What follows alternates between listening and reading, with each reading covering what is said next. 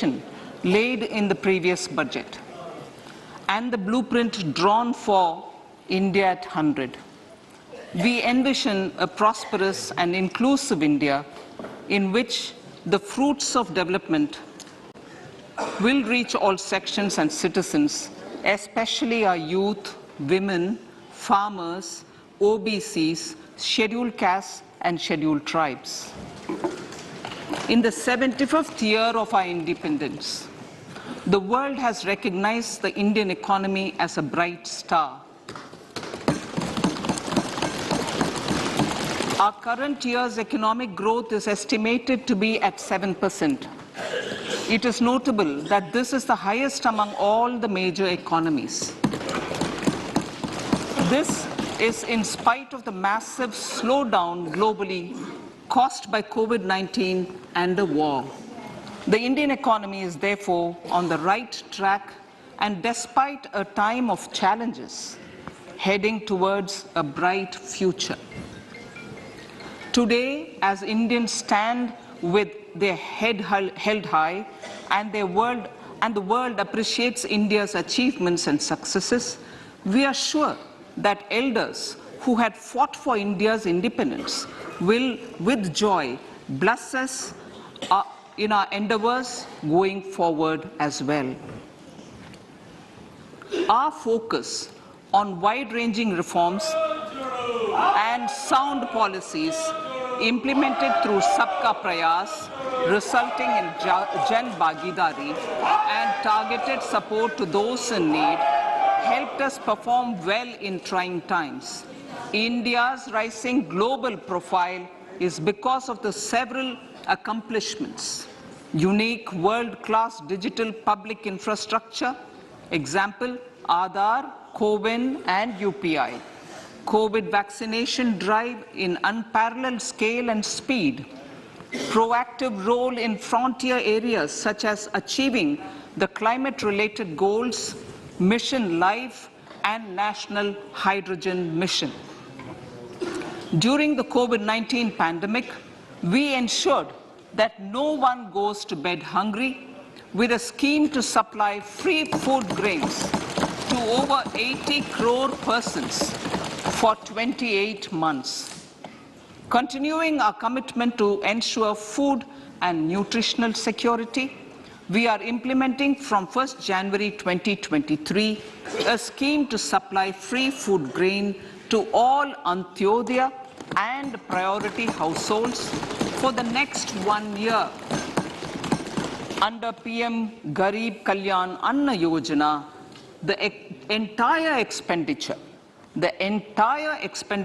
of about 2 lakh crore will be borne by the central government. In these times of global challenges, the G20 presidency gives us a unique opportunity to strengthen India's role in the world economic order. With the theme of Vasudhaiva Kutumbakam, we are steering an ambitious, people-centric agenda to address global challenges and to facilitate sustainable economic development. The government's efforts since 2014 have ensured for all citizens a better quality of life and life of dignity. The per capita income has more than doubled to 1.97 lakh rupees. In these 9 years, the Indian economy has increased in size from being 10th to 5th largest in the world.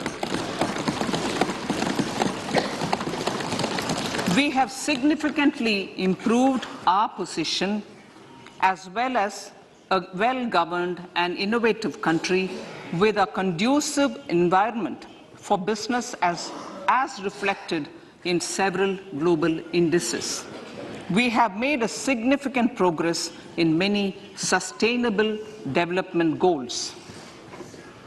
The economy has become a lot more formalized as reflected in the EPFO membership, more than doubling to 27 crore and rupees 7,400 crore digital payments of 126 lakh crore rupees through UPI in 2022.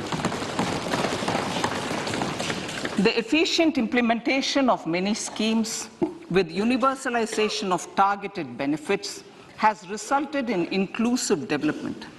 Some of the schemes are 11.7 crore household toilets under Swachh Bharat mission, which is achieved, 9.6 crore LPG connections under Ujjwala, 220 crore COVID vaccination of 102 crore persons, 47.8 crore PM Jan Dhan bank accounts, insurance cover for 44.6 crore persons under PM Suraksha Bima and PM Jeevan Jyoti Yojana, and cash transfer of 2.2 lakh crores of rupees to 11.4 crore to over 11.4 crore farmers under PM Kisan Samman Nidhi. Our vision for the Amrit Kal includes technology-driven and knowledge-based economy with strong public finances and a robust financial sector. To achieve this, Jan Bhagidari through Sabka Saath, Sabka Prayas is essential. The economic agenda for achieving this vision focuses on three things. First, facilitating ample opportunities for citizens, especially the youth, to fulfill their aspirations. Second, providing strong impetus to growth and job creation. And third, strengthening macroeconomic stability. To service these focus areas in our journey to India at 100, we believe that the following four opportunities can be transformative during Amrit Kal. Economic empowerment of women. Deen Dayal Antyodaya Yojana National Rural Livelihood Mission has achieved remarkable success by mobilizing rural women into 81 lakh self-help groups.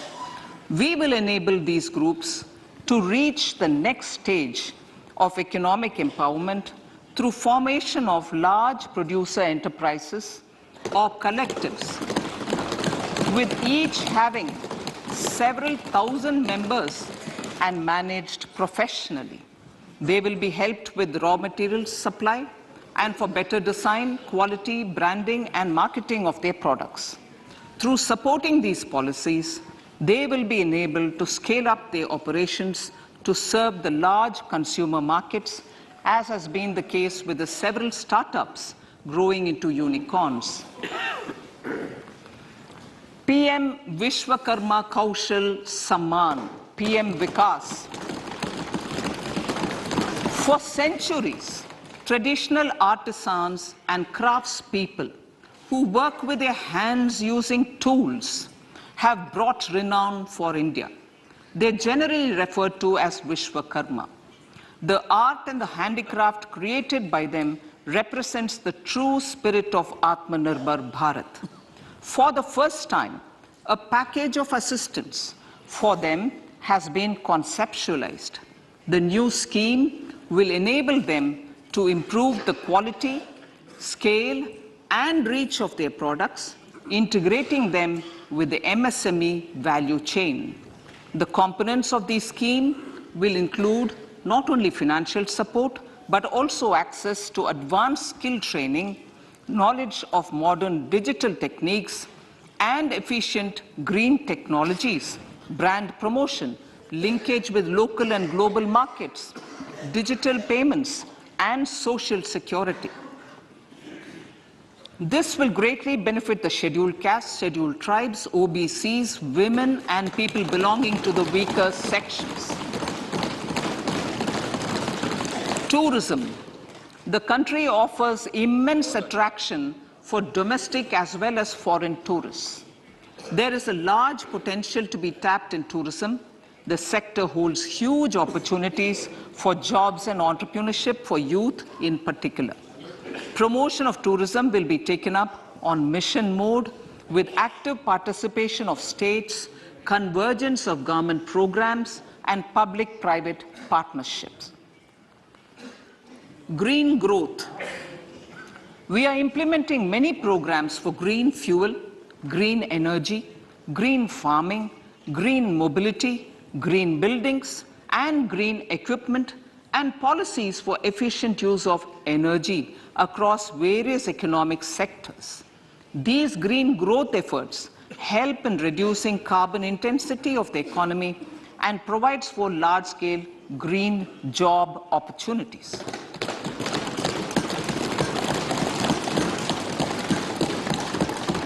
Priorities of this budget. The budget adopts the following 7 priorities.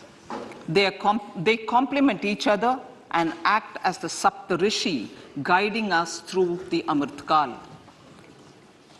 Inclusive development, reaching the last mile, infrastructure and investment, unleashing the potential, green growth, youth power, and financial sector. I now speak on the priority number 1, inclusive development. The government's philosophy of Sabka Saath, Sabka Vikas has facilitated inclusive development covering in specific farmers, women, youth, OBCs, scheduled castes, scheduled tribes, Divyangjan, and economically weaker sections, and overall priority for the underprivileged, Vanchiton ko Variyata. There has also been a sustained focus on Jammu Kashmir, Ladakh, and the Northeast.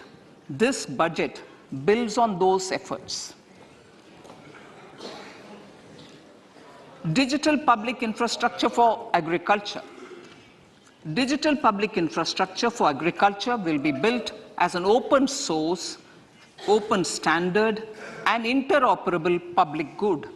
This will enable inclusive farmer-centric solutions through relevant information services for crop planning and health, improved access to farm inputs, credit and insurance, help for crop estimation, market intelligence, and support for growth of agri-tech industry and startups.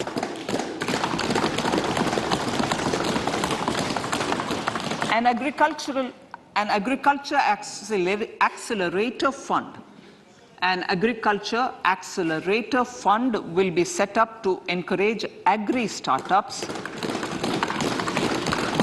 by young entrepreneurs in rural areas. The fund will aim at bringing innovative and affordable solutions for challenges faced by farmers. It will also bring in modern technologies to transform agricultural practices, increase productivity and profitability. To enhance the productivity of extra long staple cotton, we will adopt a cluster-based and value chain approach through public-private partnerships. This will mean collaboration between farmers, state, and industry for input supplies, extension services, and market linkages. We will launch an Atmanirbhar Clean Plant program to boost availability of disease-free, quality planting material for high-value horticultural crops at an outlay of 2,200 crores. Global hub for millets, which are Sri Anna. India is the forefront. India's at the forefront of popularizing millets, whose consumption furthers nutrition, food security, and welfare of farmers, said the Honorable Prime Minister. We are the largest producer and second largest exporter of Sri Anna in the world. We grow several types of Sri Anna, such as Sri Anna Jowar, Shri Anna Ragi, Shri Anna Bajra, Shri Anna Kutu, Ramdana, Kangni, Kutni, Kutki, Kodo, China, and Sama. These have a number of health benefits and have been an integral part of our food for centuries. I acknowledge with pride the huge service done by small farmers in contributing to the health of fellow citizens by growing these Shri Anna. Now, to make India a global hub for Shri Anna, the Indian Institute of Millet Research, ideally Indian Institute of the Shri Anna Research, Hyderabad, will be supported as the center of excellence for sharing best practices, research, and technologies at the international level. The agricultural credit target will be increased to 20 lakh crores with focus on animal husbandry, dairy, and fisheries.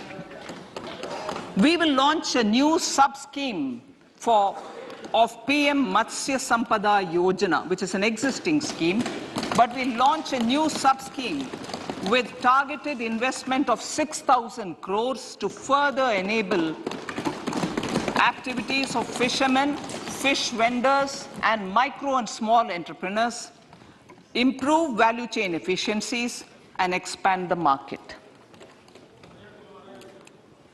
For farmers, especially small and marginal farmers and other marginalized sections, the government is promoting cooperative-based economic development model. A new Ministry of Cooperation was formed with a mandate to realize the vision of Sahkar Se Samriddhi. To realize this vision, the government has already initiated computerization of 63,000 primary agricultural credit societies with an investment of 2,516 crores. In consultation with all the stakeholders and the states, model bylaws for PACS were formulated, enabling them to become multi-purpose PACS. A national cooperative database is being prepared for countrywide mapping of cooperative societies. With this backdrop, we will implement a plan to set up massive decentralized storage capacity.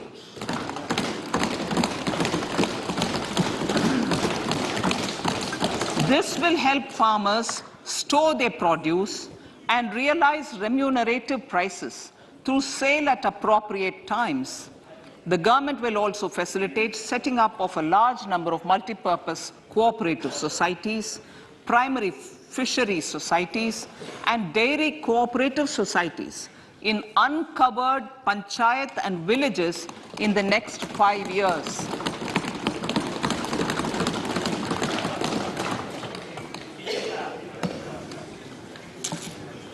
Health, education, and skilling.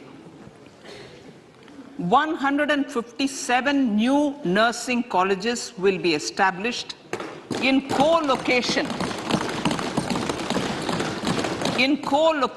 with the existing 157 medical colleges established since 2014. A mission to eliminate sickle cell anemia by 2047 will be launched.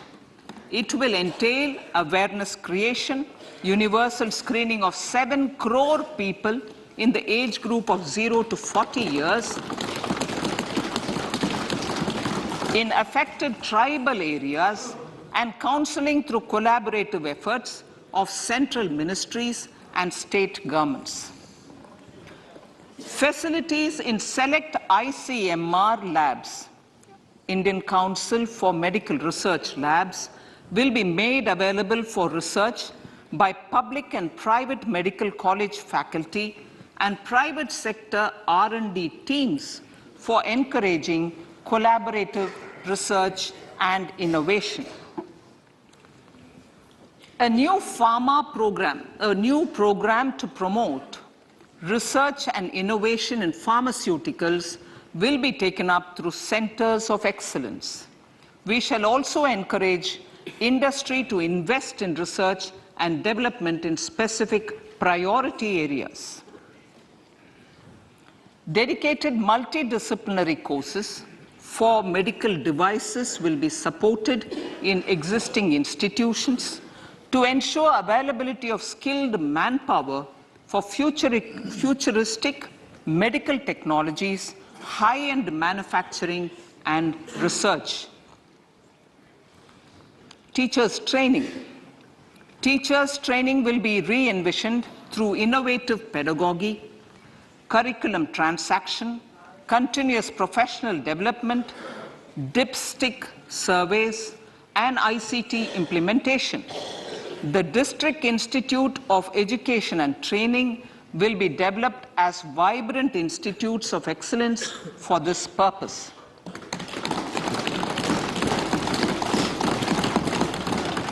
National Digital Library for Children and Adolescents. A National Digital Library for Children and Adolescents will be set up for facilitating availability of quality books across geographies, languages, genres, and levels, and device-agnostic accessibility.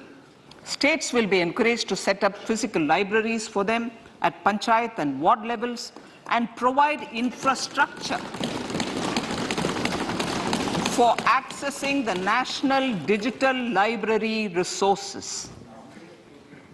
Additionally, to build a culture of reading and to make up for pandemic time learning loss, the National Book Trust, the Children's Book Trust, and other sources will be encouraged to provide and replenish non-curricular titles in regional languages and in English to these physical libraries.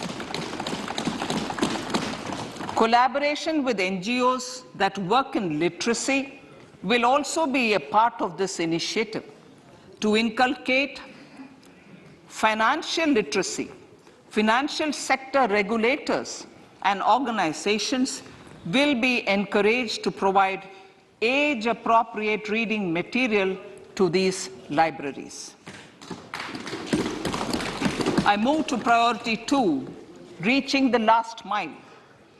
Prime Minister Vajpayee's government had formed the Ministry of Tribal Affairs and the Department of Development of Northeast Region to provide a sharper focus to the objective of reaching the last mile. Our government has formed the Ministries of Ayush, Fisheries, Animal Husbandry and Dairying, Skill Development, Jal Shakti and Cooperation.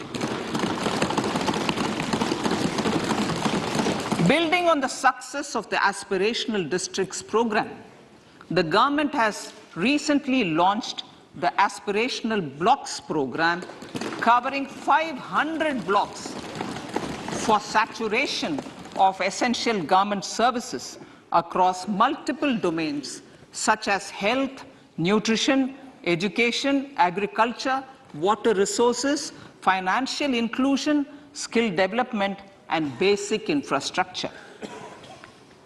Manya Speaker, sir, Pradhan Mantri PBTG, which is Primitive Vulnerable Tribal Groups Development Mission, is being launched.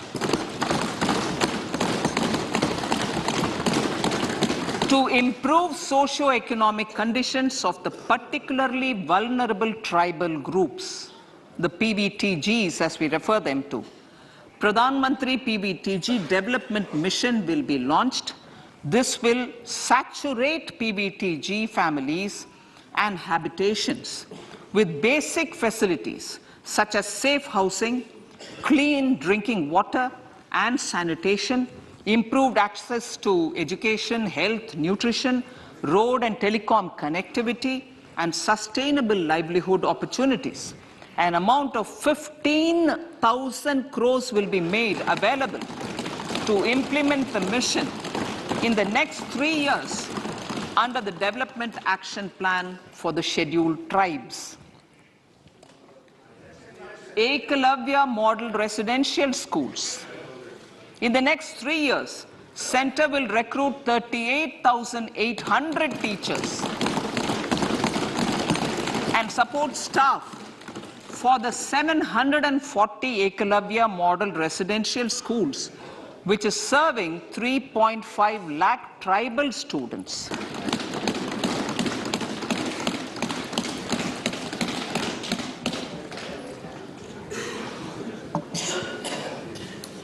In the drought-prone central regions of Karnataka, central assistance of 5,300 crore will be given to Upper Bhadra project to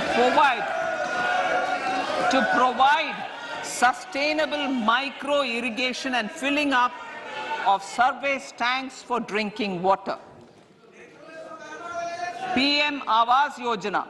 The outlay for PM Awas Yojana is being enhanced by 66% to over 79,000 crores. Bharat Shared Repository of Inscriptions will be set up in a digital epigraphy museum with digitization of 1 lakh ancient inscriptions in the first stage.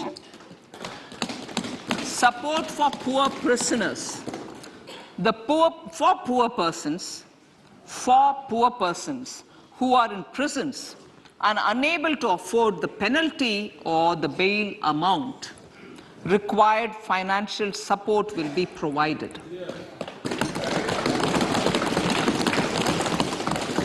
Priority number 3, infrastructure and investment. Investments in infrastructure and productive capacity have a large multiplier impact on growth and employment. After the subdued period of the pandemic, private investments are growing again. The budget takes the lead once again to ramp up the virtuous cycle of investment and job creation. Honorable Speaker, sir, the capital investment outlay is being increased steeply for the 3rd year in a row by 33% to 10 lakh crores, which would be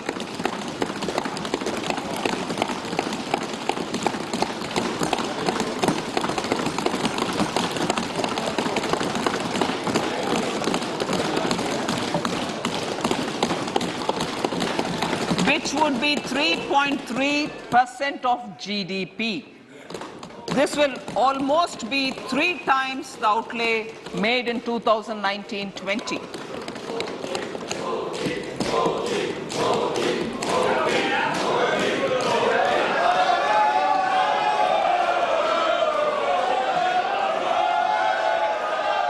This substantial increase in recent years is central to the government's efforts to enhance growth potential and job creation, crowd in private investments, and provide a cushion against global headwinds.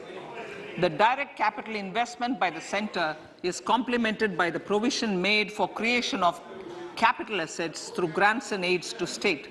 The effective capital expenditure of the center is budgeted at 13.7 lakh crore rupees, which will be 4.5% of GDP. Support to state governments for capital investment. I have decided to continue the 50-year interest-free loan to state governments for 1 more year to spur investment in infrastructure and to incentivize them for complementary policies actions with a significantly enhanced outlay of 1.3 lakh crores.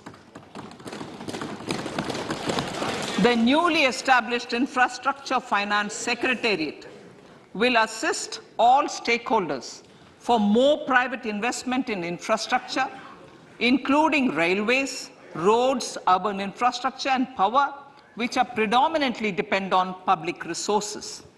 The harmonized master list of infrastructure will be reviewed by an expert committee for recommending the classification and financing framework suitable for Amartkal.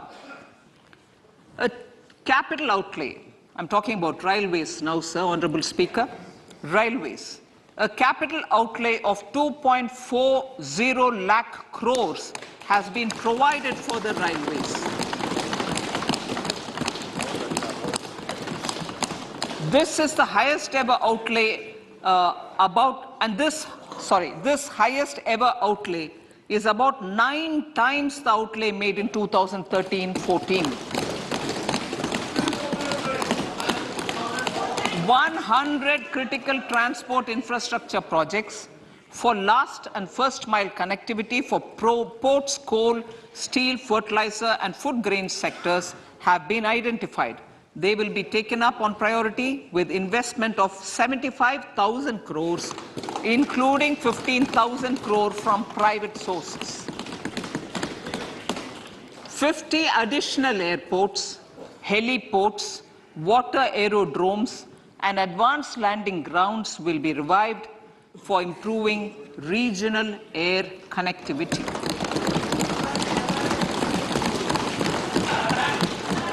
Sustainable cities for tomorrow.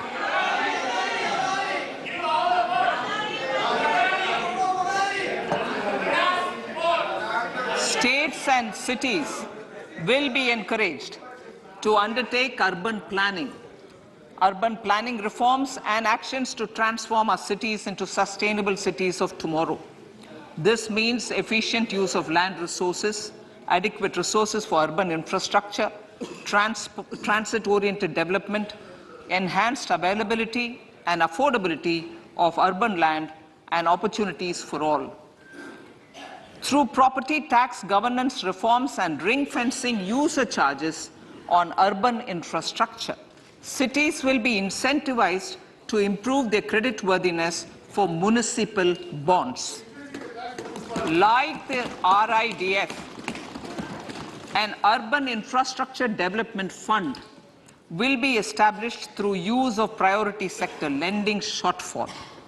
This will be managed by the National Housing Bank and will be used by public agencies to create urban infrastructure in Tier 2 and Tier 3 cities. States will be encouraged to leverage resources from the grants of the 15th Finance Commission as well as existing schemes to adopt appropriate user charges while accessing the UIDF. We expect to make available 10,000 crore rupees per annum for this purpose.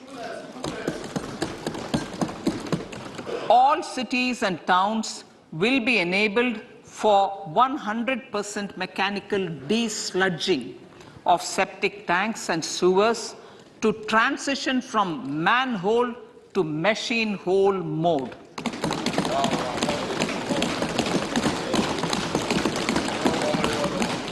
Enhanced focus will be provided for scientific management of dry and wet waste. Honorable Speaker, sir, our Prime Minister had said, good governance is the key to a nation's progress. Our government is committed to providing a transparent and accountable administration which works for the betterment and welfare of common citizens. Mission Karma Yogi. Under Mission Karma Yogi, center, states and the union territories are making and implementing capacity building plans for civil servants.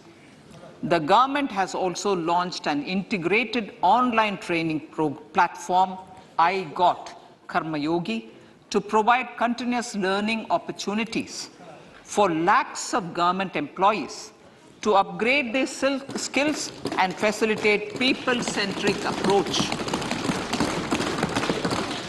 Sir, for enhancing ease of doing business, more than 39,000 compliances have been reduced and more than 3,400 legal provisions have been decriminalized. For furthering the trust-based governance, we have introduced the Jan Vishwas Bill to amend 42 central acts. This budget proposes a series of measures to unleash the potential of our economy. Centers of Excellence for Artificial Intelligence. For realizing the vision of Make AI in India and Make AI Work for India, 3 centers of excellence for artificial intelligence will be set up in top educational institutions. Leading industry players will partner in conducting interdisciplinary research, develop cutting-edge applications, and scalable problem solutions in the areas of agriculture, health, and sustainable cities. This will galvanize an effective AI ecosystem and nurture quality human resources in the field. National Data Governance Policy. To unleash innovation and research by startups and academia, a national data governance policy will be brought out. This will enable access to anonymized data. The KYC process will be simplified, adopting a risk-based instead of one-size-fits-all approach. The financial sector regulators will also be encouraged to have a KYC system fully amenable to meet the needs of digital India. One-stop solution for identity and address updating. A one-stop solution for reconciliation and updating of identity and address of individuals maintained by various government agencies, regulators, and regulated entities will be established using DigiLocker service and Aadhaar as foundational identity. Speaker, sir, common business identifier. For the business establishments required to have a permanent account number, the PAN will be used as the common identifier for all digital systems of specified government agencies. This will bring ease of doing business, and it will be facilitated through a legal mandate. For obviating the need for separate submission of same information to different government agencies, a system of unified filing process will be set up. Such filing of information or return in simplified forms on a common portal will be shared with other agencies as per the filer's choice. Vivad Se Vishwas 1. Relief for MSMEs.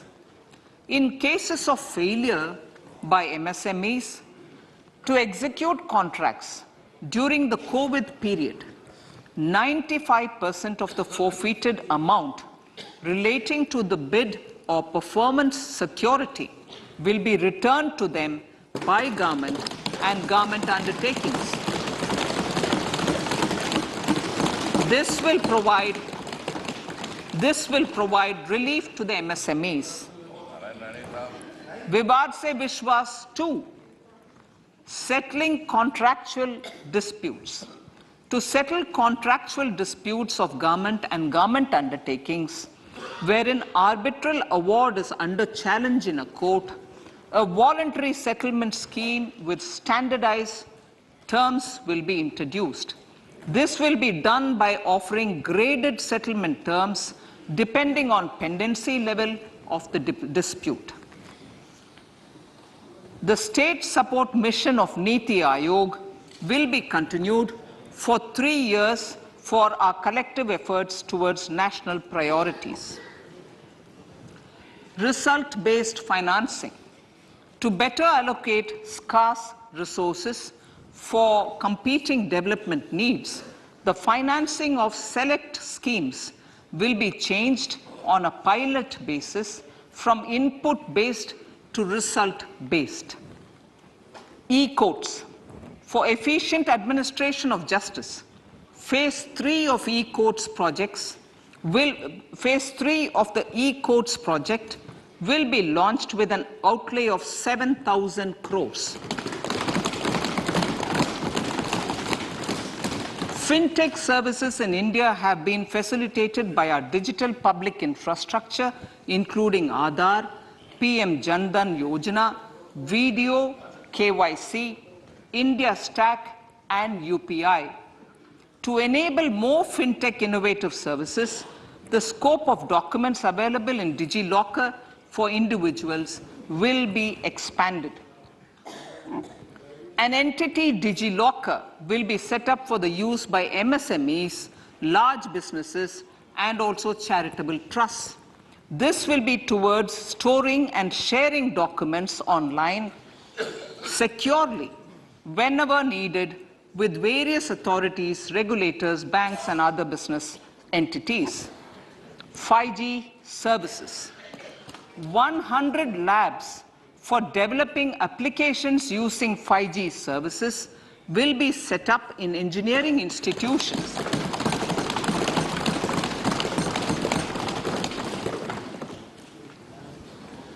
To realize a new range of opportunities, business models, and employment potential. The labs will cover, among others, applications such as smart classrooms, precision farming, intelligent transport systems, and healthcare applications. Lab-grown diamonds. Lab-grown diamonds is a technology and innovation-driven emerging sector with high employment potential. These environment-friendly diamonds, which have optically and chemically the same properties as natural diamonds. To encourage indigenous production of LGD, lab-grown diamond seeds and machines, and to reduce import dependency, a research and development grant will be provided to one of the IITs for 5 years. To reduce the cost of production, a proposal to review the custom duty on LGD seeds will be indicated in Part B of the speech. I come to the fifth priority, Honorable Speaker, sir, green growth. Honorable Prime Minister has given a vision for life or lifestyle for environment to spur a movement of environmentally conscious lifestyle. India is moving forward firmly for the Panchamrit, the net zero carbon emission by 2070 to usher in green industrial and economic transition. This budget builds on our focus on green growth. The recently launched National Green Hydrogen Mission, with an outlay of 19,700 crores, will facilitate transition of the economy to low carbon intensity, reduce dependence on fossil fuel imports, and make the country assume technology and market leadership in this sunrise sector. Our target is to reach an annual production of 5 MMT by 2030. Energy transition. This budget provides for 35,000 crores for priority capital investment towards energy transition and net zero objectives and energy security by Ministry of Petroleum and Natural Gas. To steer the economy on sustainable development path, battery energy storage systems with capacity of 4,000 MWH will be supported with viability gap funding. A detailed framework for pumped storage projects will also be formulated. Renewable energy evacuation. The interstate transmission system for evacuation and grid integration of 13 gigawatt renewable energy from Ladakh will be constructed with investment of 20,700 crores, including central support of 8,300 crores. Green Credit Program.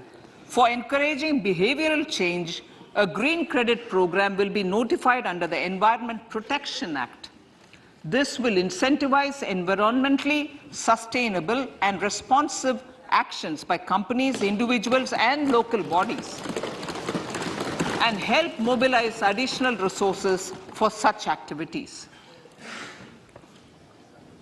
PM Program for Restoration, Awareness, Nourishment, and Amelioration of Mother Earth, PM Pranam, will be launched to incentivize states and union territories to promote alternative fertilizers and balanced use of chemical fertilizers. Go Bardhan Scheme.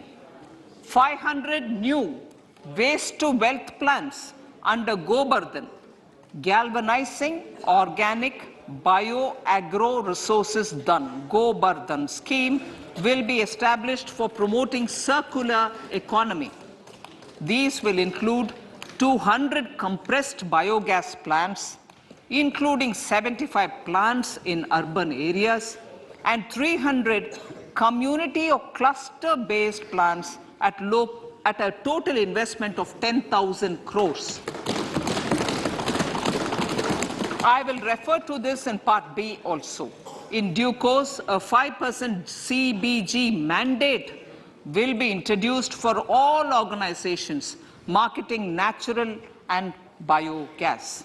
For collection of biomass and distribution of biomanure, appropriate fiscal support will also be provided. Bharatiya Prakritik Kheti Bio-Input Resource Centers.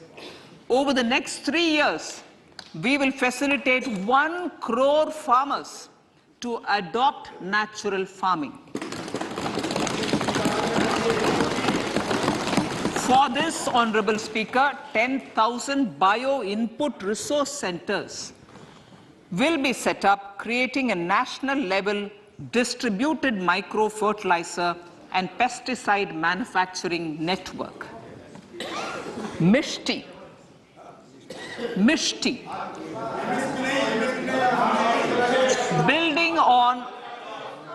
Building on India's success in afforestation, mangrove initiative for shoreline habitats and tangible incomes, Mishti, will be taken up for mangrove plantation along the coastline and on salt pan lands wherever feasible through convergence between Manrega, Campa, Fund and other sources.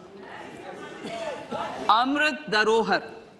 Wetlands are vital ecosystems which sustain biological diversity. In his latest Mann Ki Baat, the Prime Minister said, now, I quote, now the total number of Ramsar sites in our country has increased to 75, whereas before 2014, there were only 26, unquote.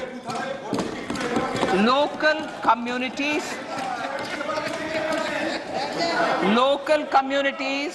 have always been at the forefront of conservation efforts. The government will promote their unique conservation values through Amrit Dharohar, a scheme that will be implemented over the next 3 years to encourage optimal use of wetlands and enhance biodiversity, carbon stock, ecotourism opportunities, and income generation for local communities. Coastal shipping. Coastal shipping will be promoted as the energy efficient and lower cost mode of transport, both for passengers and freight, through PPP mode with viability gap funding. Vehicle replacement. Vehicle replacement is an important continuing policy, replacing the old political,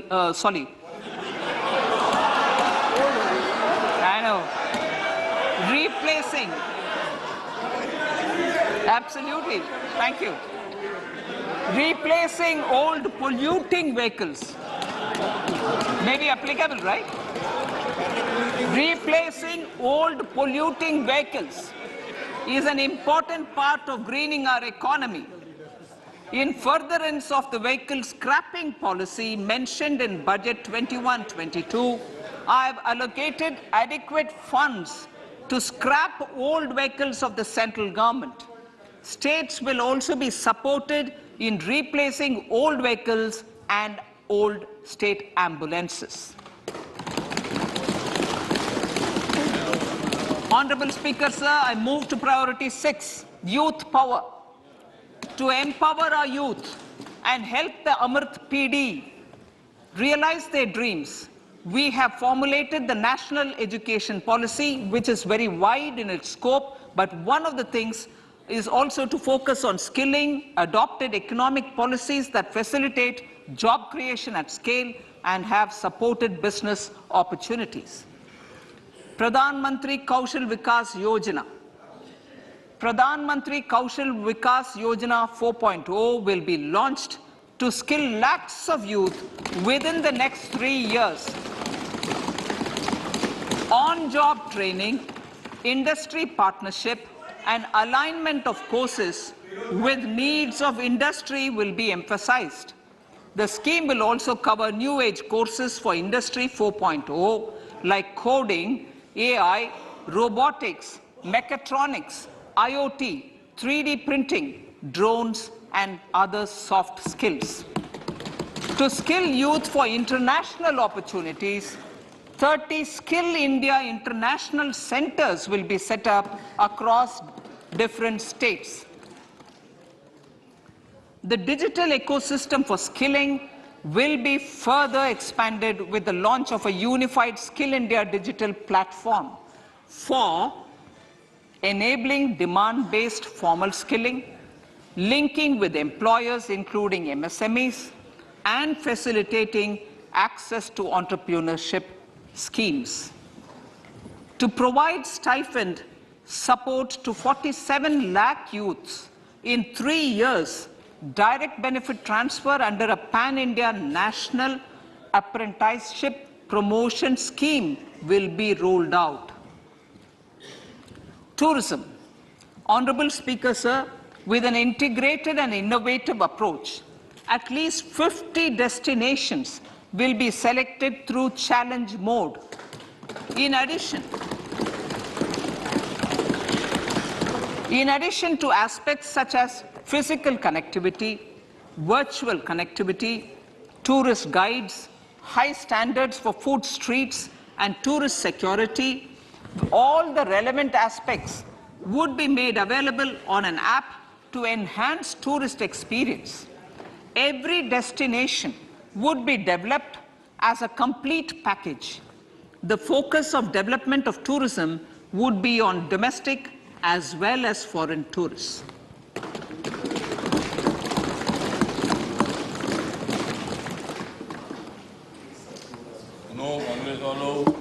Sector-specific skilling and entrepreneurship development will be dovetailed to achieve the objectives of Dekho Apna Desh initiative. This was launched as an appeal by the Honorable Prime Minister to the middle class to prefer domestic tourism over international tourism. The integrated development of theme-based tourist circuits, the Swadesh Darshan scheme, was also launched. Under the Vibrant Villages program, tourism infrastructure and amenities will be facilitated in border villages. Unity Mall. States will be encouraged to set up a Unity Mall in their state capital or most prominent tourism center or the financial capital for promotion and sale of their one district, one product and GI products and other handicraft products, and for providing space for such products of all other states as well. Sir, priority number 7, financial sector. Our reforms in the financial sector and innovative use of technology have led to financial inclusion at scale, better and faster service delivery, ease of access to credit, and participation in financial markets. This budget proposes to further these measures. Credit guarantee for MSMEs. Last year, I proposed revamping of the credit guarantee scheme for the MSMEs. I am happy to announce that the revamped scheme will take effect from 1st April 2023 through infusion of 9,000 crores in the corpus.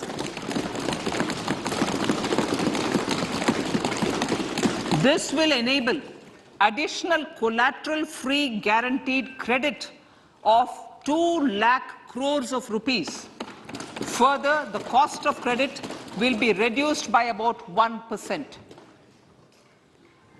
A national financial information registry will be set up to serve as a central repository of financial and ancillary information.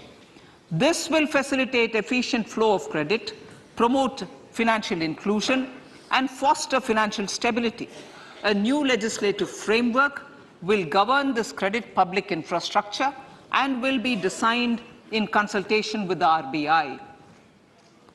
To meet the needs of Amritkal and to facilitate optimum regulation in the financial sector, public consultation, as necessary and feasible, will be brought to the process of regulation making and issuing subsidiary directions. To simplify, to ease, and to reduce cost of compliance, financial sector regulators will be requested to carry out a comprehensive review of existing regulations. For this, they will consider suggestions from public and regulated entities. Time limits to decide the application under various regulations will also be laid down. Honorable Speaker, sir, to enhance business activities in GIFT IFSC, the following measures will be taken.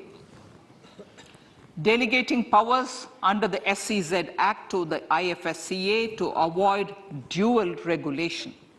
Setting up a single window IT system for registration and approval of IFSCA, SEZ authorities, GSTN, RBI, SEBI, and IRDAI.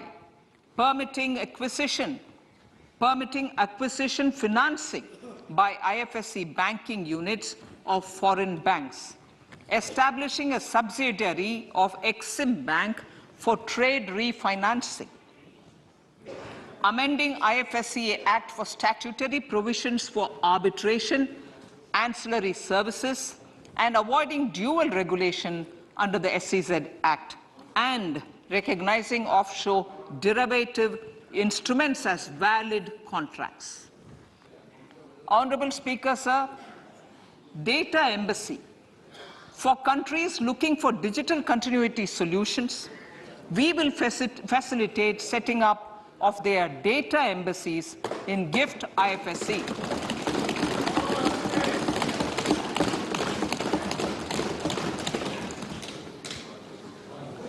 Improving governance and investor protection in banking sector. To improve bank governance and enhance investors' protection, certain amendments to the Banking Regulation Act, the Banking Companies Act, and the Reserve Bank of India Act are being proposed. Capacity building in securities market. Honorable Speaker, sir, to build capacity of functionaries and professionals in the securities market, SEBI will be empowered to develop, regulate, maintain, and enforce norms and standards for education in the National Institute of Securities Markets and to recognize award of degrees, diplomas, and certificates. A central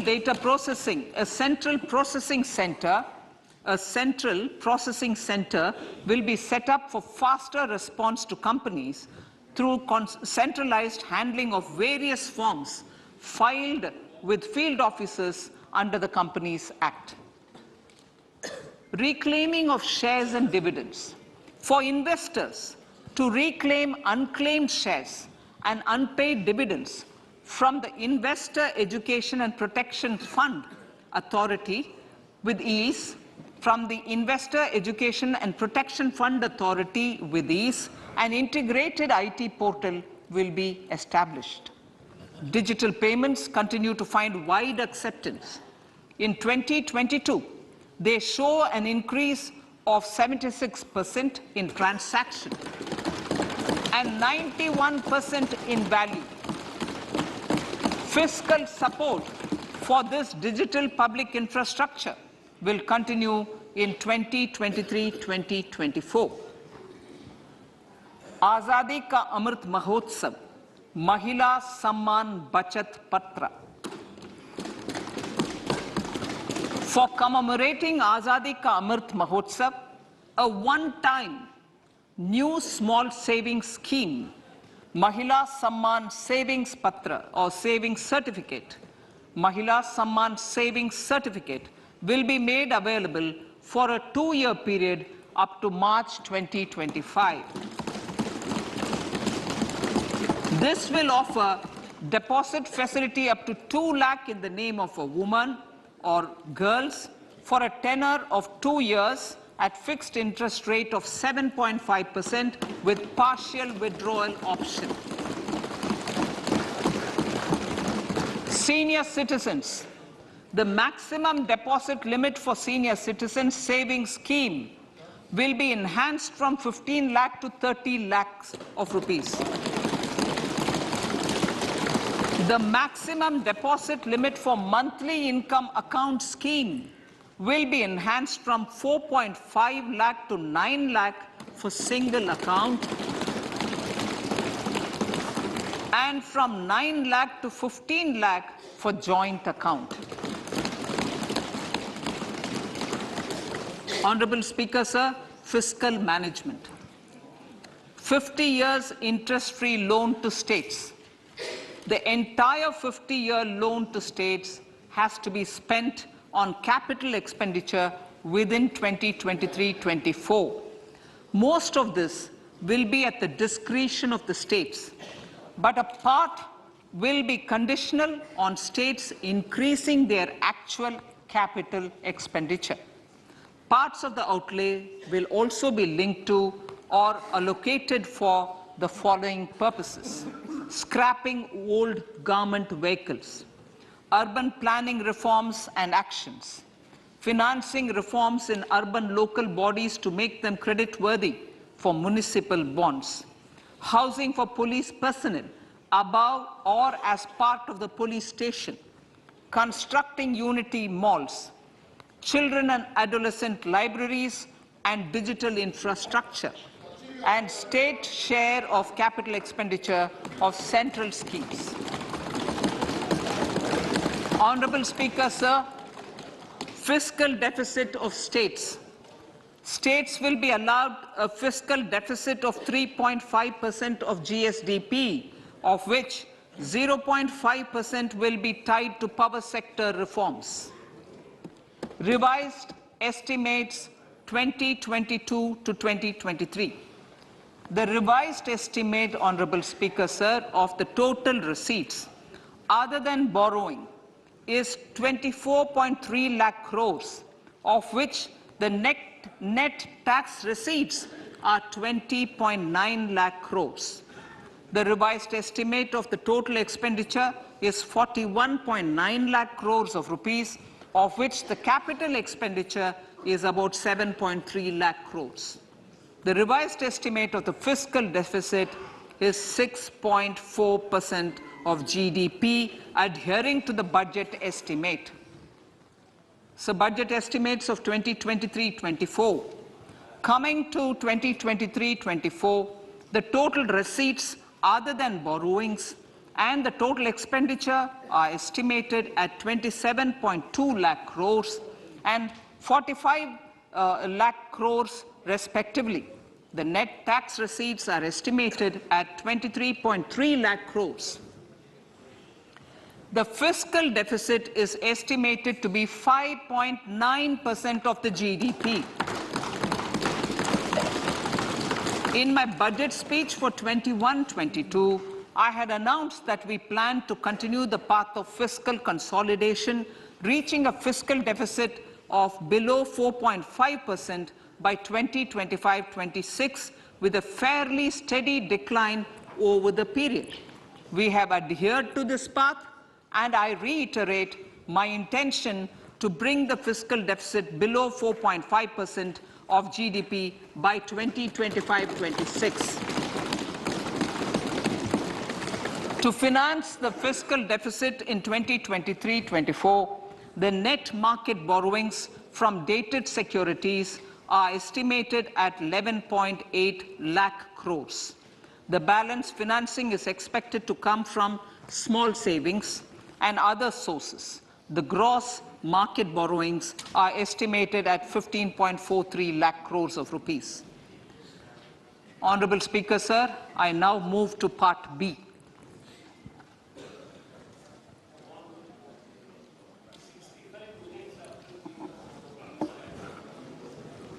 Indirect taxes.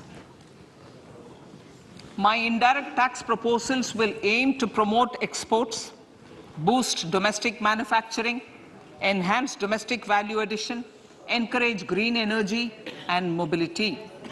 A simplified tax structure with fewer tax rates helps in reducing compliance burden and improving tax administration. I propose to reduce the number of basic customs duty rates on goods other than textiles and agriculture from 21 to 13. As a result, there are minor changes in the basic custom duties, cesses and surcharges on some items including toys, bicycle, automobiles and naphtha.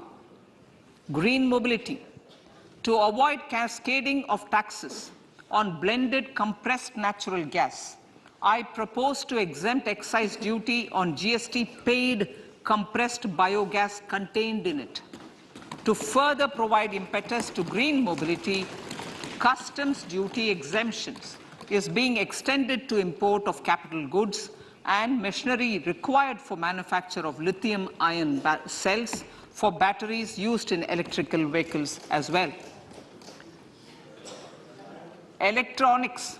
As a result of various initiatives of the government, including phased manufacturing program, mobile phone production in India has increased from 5.8 crore units valued at about 18,900 crore in 2014-15 to 31 crore units valued at 2,75,000 crore in the last financial year. To further deepen domestic value addition in manufacturing of mobile phones, I propose to provide relief to customs duty. I propose to provide relief in customs duty on import of certain parts and inputs like camera lens, and continue the concessional duty on lithium-ion cells for batteries for another year. Similarly, to promote value addition in manufacture of televisions, I propose to reduce the basic customs duty on parts of open cells of TV panels to 2.5%. Electrical. To rectify inversion of duty structure and encourage manufacturing of electric kitchen chimneys, the basic custom duty on electric kitchen chimney is being increased from 7.5% to 15%, and that on heat coils for these is proposed to be reduced from 20% to 15%. Chemicals and petrochemicals. Denatured ethyl alcohol is used in chemical industry. I propose to exempt basic customs duty on it. This will also support the ethanol blending program and facilitate an endeavor for energy transition. Basic customs duty is also being reduced on acid-grade fluorospar from 5% to 2.5% to make the domestic fluorochemicals industry competitive. Further, the basic customs duty on crude glycerine for use in manufacture of epichlorohydrin is proposed to be reduced from 7.5% to 2.5%.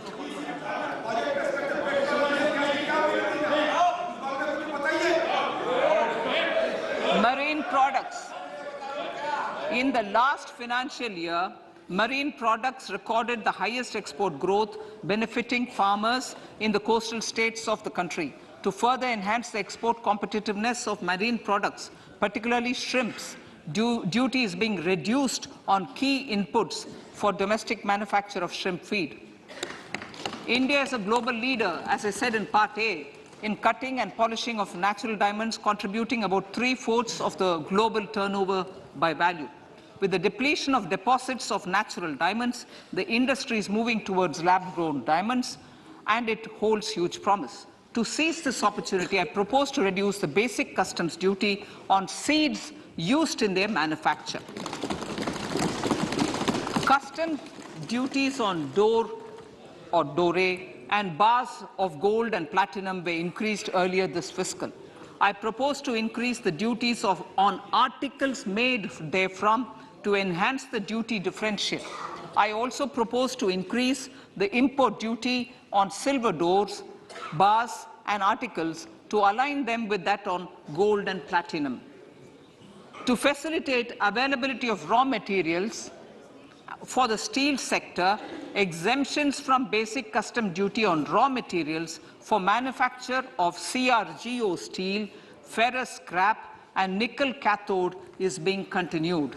Similarly, the concessional BCD of 2.5% on copper scrap is also being continued to ensure the availability of raw materials for secondary copper producers who are mainly in the MSME sectors. Compounded rubber.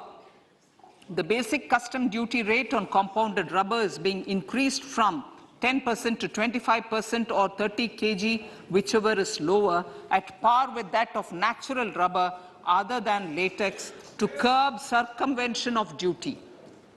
Cigarettes. National calamity contingent duty on specified cigarettes was last revised 3 years ago. This is proposed to be revised upwards by about 16%. Direct taxes. I now come to my direct tax proposals. Honourable Speaker, these proposals aim to maintain continuity and stability of taxation, further simplify and rationalize various provisions to reduce the compliance burden, promote the entrepreneurial spirit and provide tax relief to citizens. It has been constant endeavour of the Income Tax Department to improve taxpayers' services by making compliance easy and smooth. Our taxpayers portal received a maximum of 72 lakh returns in a day, processed more than 6.5 crore returns this year.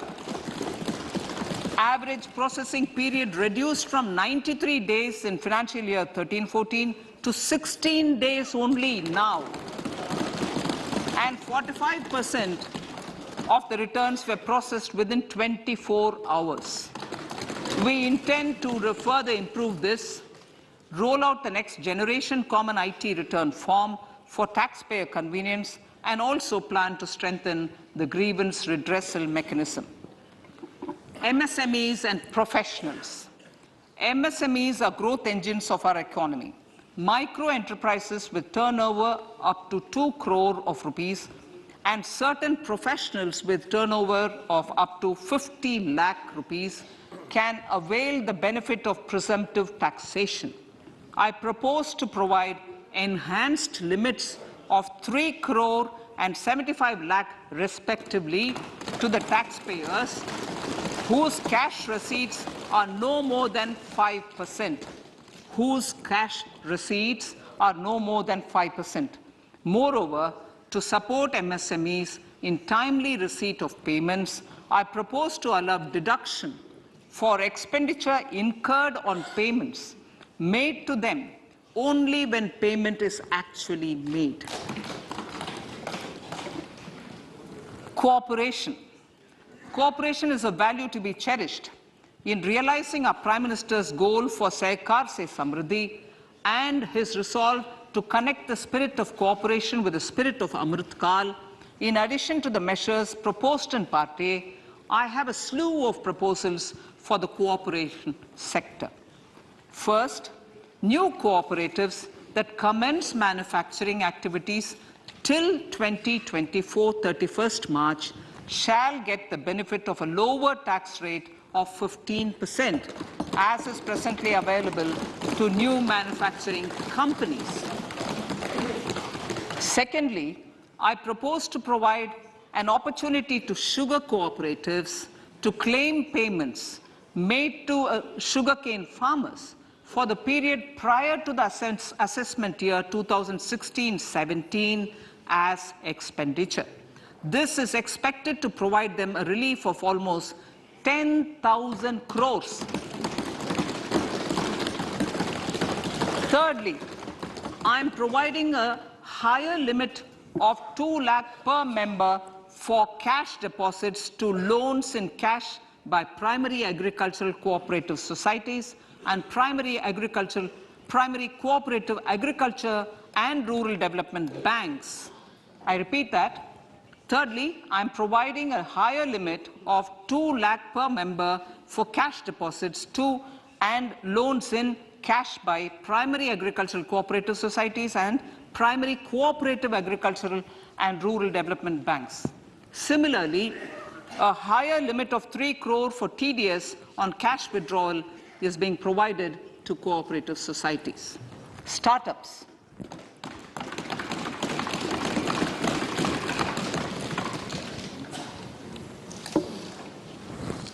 Entrepreneurship is vital for a country's economic development. We have taken a number of measures for startups and they have borne results. India is now the third largest ecosystem for startups globally and ranks second in innovation quality among middle-income countries. I propose to extend the date of incorporation for income tax benefits to startups from 31/3/2023 to 31/3/2024. I further propose to provide the benefit of carry forward of losses on change of shareholding of startups from 7 years of incorporation to 10 years.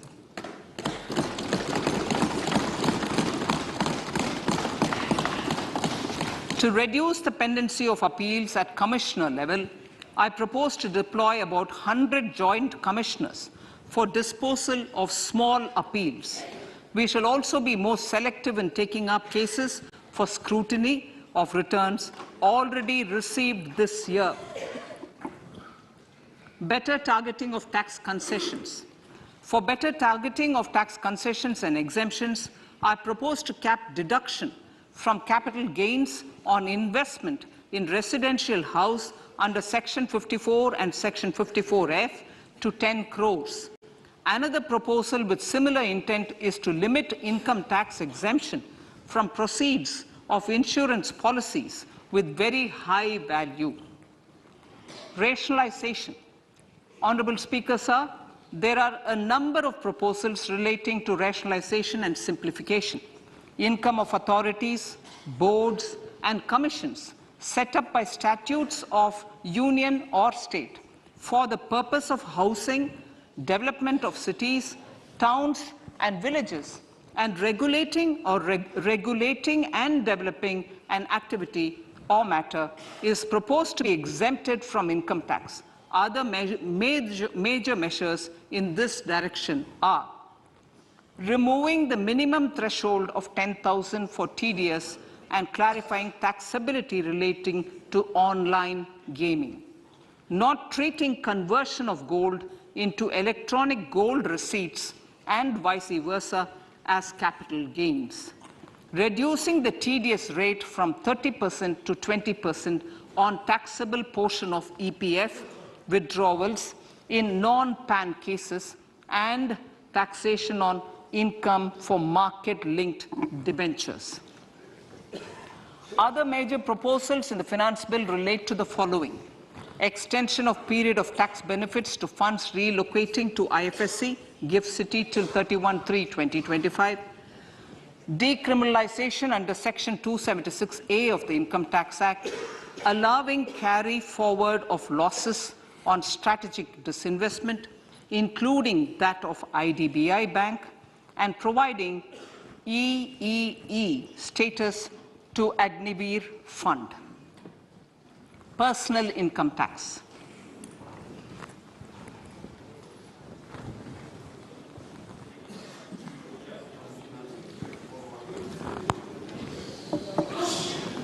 Now I come to what everyone is waiting for. Personal income tax. I have 5 major announcements to make in this regard. These primarily benefit our hard-working middle class. The first one concerns rebate. Currently, those with income up to 5 lakh do not pay any income tax in both old and new regimes. I propose to increase the rebate limit to 7 lakhs in the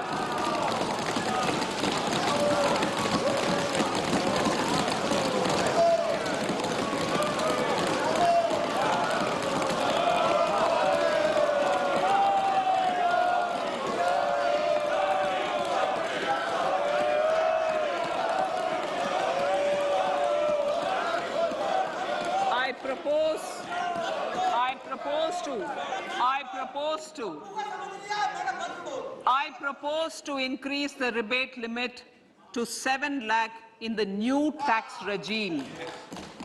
Thus, persons in the new tax regime with income up to 7 lakhs will not have to pay any tax at all. The second proposal relates to middle-class individuals. I had introduced in the year 2020 the new personal income tax regime with 6 income slabs starting from 2.5 lakh. I propose to change the tax structure in this regime by reducing the number of slabs to 5 and increasing the tax exemption limit to 3 lakhs. The new tax rates are 0 to 3 lakh, nil. 3 to 6 lakhs, 5%. 6 to 9 lakhs, 10%. 9 to 12 lakh, 15%. 12 to 15 lakhs, 20%. And above 15 lakhs, 30%. This will provide major relief to all taxpayers in the new regime. An individual with an annual income of 9 lakhs will be required to pay only 45,000 rupees. This is only 5% of his or her income. It is a reduction of 25% on what he or she is required to pay now. That is 60,000. So in the place of 60,000, it is now only 45,000. Similarly, an individual with an income of 15 lakh rupees would be required to pay only 1.5 lakh or 10% of his income or her income, a reduction of 20% from the existing liability of 1,87,500 rupees. My third proposal is for the salaried class and the pensioners, including family pensioners, for whom I propose to extend the benefit of standard deduction to the new tax regime. Each salaried person with an income of 15.5 lakh rupees or more will thus stand to benefit by 52,500 rupees. My fourth announcement in personal income tax is regarding the highest tax rate, which in our country is 42.74%. This is among the highest in the world. I propose to reduce the highest surcharge. Rate from 37% to 25% in the new tax regime.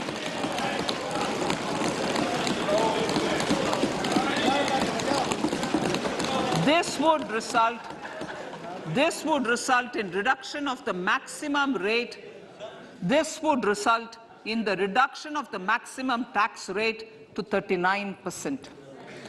Lastly, the limit of 3 lakh rupees for tax exemption on leave encashment on retirement of non-government salaried employees was last fixed in the year 2002, when the highest basic pay in the government was only 30,000 rupees per month. In line with the increase in the government salaries, I am proposing to increase this limit to 25 lakh rupees.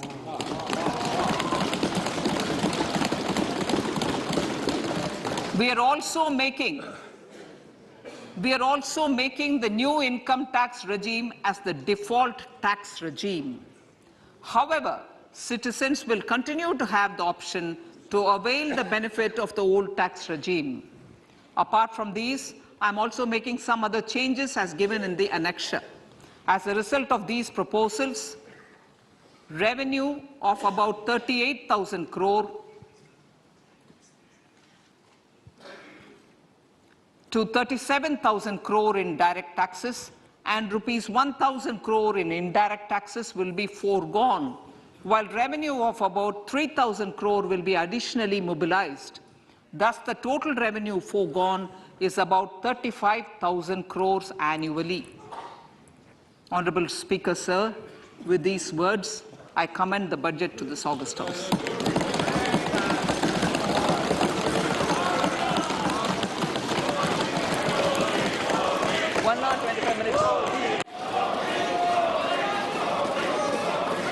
Item number 1.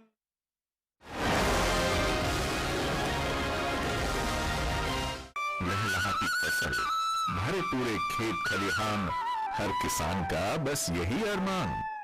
लेकिन कभी बारिश, कभी बिजली, कभी ओला, कभी सूखा। भैया खेती में तो जोखिम रहता ही है, अब क्या करें? अब प्रकृति का कोनो उपाय है का? प्रकृति का तो नहीं, मगर नुकसान का उपाय है। अच्छा, हाँ, AIC से फसल बीमा